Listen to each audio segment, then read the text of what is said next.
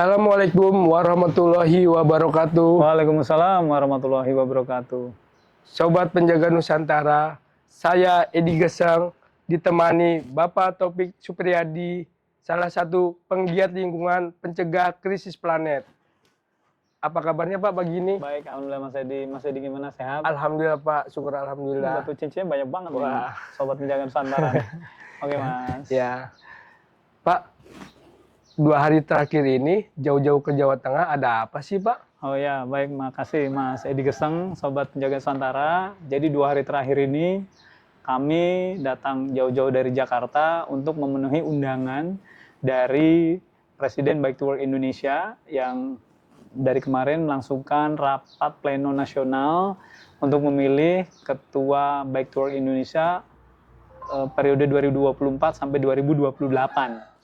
Saya sebagai salah satu calon presiden, calon ketua Bike to Work Indonesia, saya menghadiri undangan karena kan sebagai seorang muslim kita harus memenuhi undangan gitu, Iya, Mas Pak. Edi ya. Siap. Jadi 2 hari terakhir saya mengikuti dan pagi tadi kami melangsungkan kegiatan penutupan dengan goes bersama ke Kampung Bambu di daerah Pelausan sana, Sobat Penjaga Nusantara, yang pemandangannya luar biasa indah.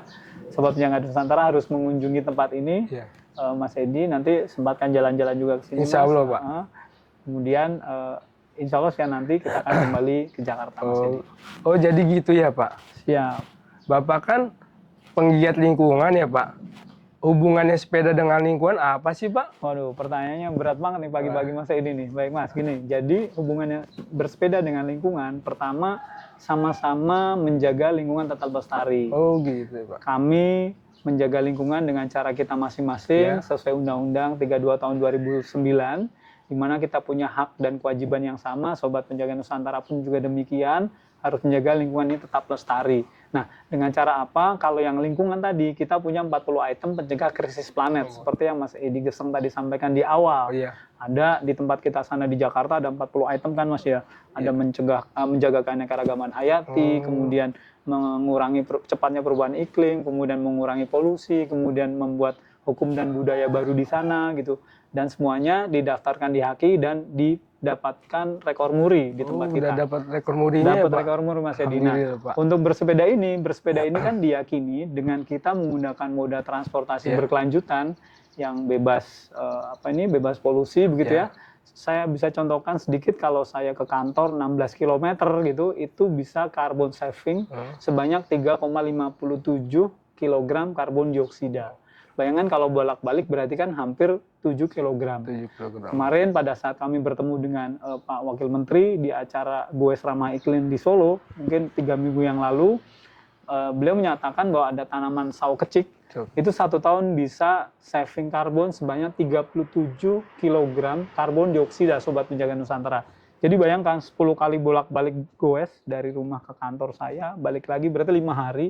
Itu setara dengan tanaman sawo kecik yang berusia 1 tahun lah gitu kira-kira. Jadi bayangkan kalau kita bersepeda dengan lingkungan sebetulnya ada hubungannya, sama-sama mengurangi jejak karbon gitu Mas. Jadi saya mendukung kegiatan bersepeda ini dan juga Sobat Penjaga Nusantara yang menjaga lingkungan. Gitu Mas Edi. Oh, jadi sepeda dengan lingkungan itu ada hubungannya ya Pak? Ada hubungannya Mas Edi. Kalau Penjaga Nusantara apa sih itu Pak? Waduh, ini ya baik, terima kasih Sobat Penjaga Nusantara. Saya mau jelaskan, mengingatkan sedikit bahwa Penjaga Nusantara yang kita buat setiap minggu ini adalah salah satu upaya kita melaksanakan undang-undang. Terutama pasal 70 ayat 1 Undang-Undang 32 tahun 2009 tadi Mas, tentang lingkungan hidup ya. Di mana kita sebagai warga negara Indonesia memiliki hak dan kewajiban yang sama untuk menjaga lingkungan tetap lestari dengan cara kita masing-masing.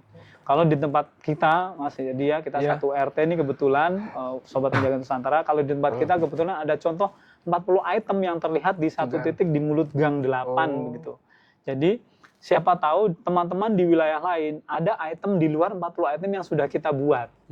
Misalnya ada sobat saya di Rancamaya sana. Di sana ternyata ada lahan parkir banjir, ada entah dari zaman nenek moyangnya itu, nenek moyang gitu ya, digali kemudian dibuat jadi lahan parkir banjir, kemudian dipasang bagang ikan. Berarti kan ada 2 item tambahan tuh, lahan parkir banjir dengan kolam gizi warga mungkin bagang ikan itu gitu. Jadi kan 42 gitu Mas Edi.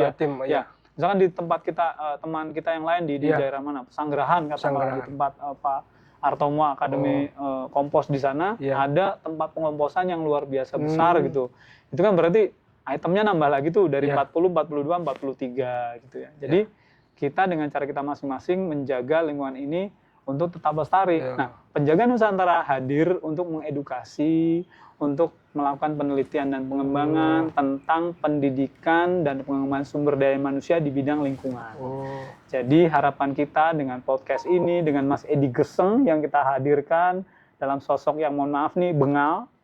Gesengnya ini juga sekali lagi bukan dalam rangka mencela ciptaan Allah, Sobat Penjaga Nusantara, tetapi Mas Edi Geseng ini adalah untuk simbol saja bahwa beliau kena teriknya matahari. Mudah-mudahan di akhirat nanti beliau jadi berkilau, Mas Edi ya. Amin, ya. amin. Amin ya. Makasih Rabbal banyak alamin. Pak atas doanya Siap. Pak. Jadi kita hadirkan sosok Edi Geseng yang bengal, tanda petik, yang tidak cinta lingkungan, yang harus kita rubah menjadi cinta lingkungan gitu. Oh. Jadi kita hadir Penjaga Nusantara, mudah-mudahan kita lebih berpancasilais dan kita juga bisa menjaga lingkungan tetap lestari. Dukung kita di Penjaga Nusantara, di channel YouTube kita, mudah-mudahan apa yang kita upayakan bisa bermanfaat buat semua.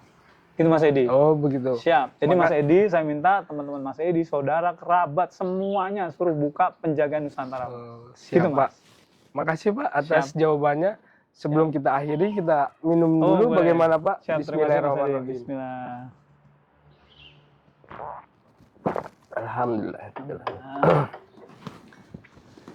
Sahabat Penjaga Nusantara, demikianlah diskusi pagi ini bersama Bapak Taufik Supriyadi. Sebelum kita akhiri diskusi kali ini, mungkin ada closing statement untuk Penjaga Nusantara, Pak. Terima kasih Mas Edi. Sahabat Penjaga Nusantara, sejatinya kita ini adalah penjaga lingkungan, di mana lingkungan ini adalah investasi untuk anak cucu kita ke depan. Tetap bangun dan jaga lingkungan tetap lestari. Semoga apa yang kita upayakan akan mendapatkan keberkahan dari Allah. Kalau kita banyak bersedekah, Nabi saja menjanjikan akan ada balasan yang baik untuk kita. Jadi kita sedekah lingkungan, insya Allah akan bermanfaat untuk Indonesia yang lebih baik. Sementara itu Mas. Terima kasih Pak atas closing statement-nya. Sobat Penjaga Nusantara, sampai bertemu di Penjaga Nusantara berikutnya. Bersama tumbuh maju. Penjaga Nusantara untuk Indonesia. Terima kasih Pak. Makasih Mas Edi. Ya, sama-sama. Siap.